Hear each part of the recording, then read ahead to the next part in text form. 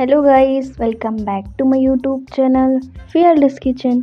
हमेशा की तरह आज फिर हम आपके लिए लेके आए हैं एक नई रेसिपी, मखाने की बर्फ़ी की रेसिपी।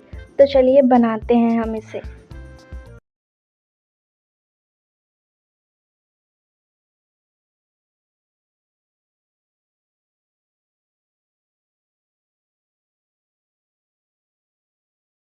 तो इस रेसिपी को बनाने के लिए हमने यहाँ पे मखाने लिए हुए हैं। देन इसके बाद हमने यहाँ पे पैन लिया हुआ है और उसमें हम थोड़ा सा घी डालेंगे। हमने यहाँ पे 1.5 से 2 चम्मच घी डाला हुआ है, छोटी चम्मच से।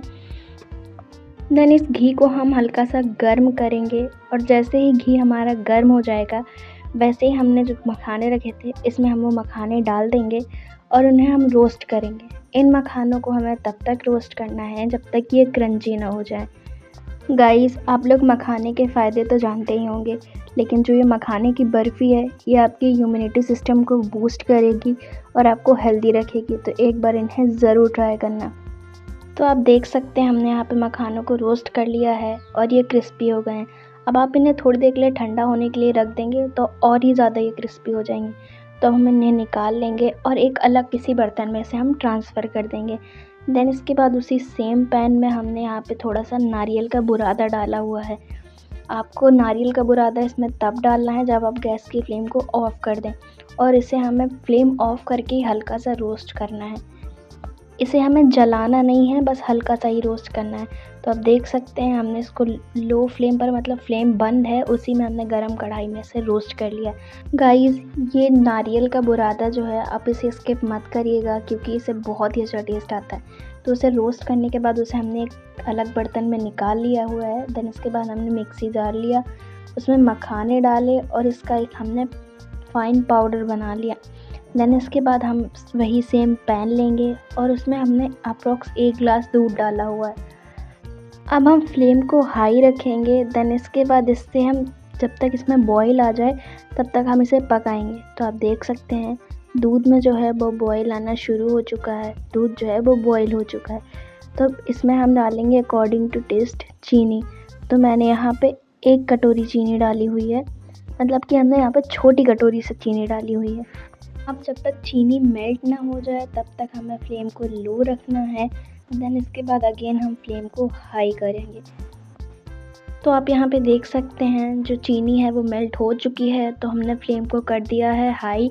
अब इसके बाद इसे हमें अच्छे से पकाना है और इसे हमें तब तक पकाना है जब तक कि साइड से हल्का सा लगने ना लगे। तो आप देख सकते हैं इसमें साइड में ये हल्का हल्का चिपकने लगा है, तो इसका मतलब ये पक चुका है। तो अब इसमें हम डाल देंगे जो हमने मखाने का पाउडर बना के रखा था वो डाल देंगे और साथ ही साथ इसमें हम नारियल का पाउडर भी डाल देंगे।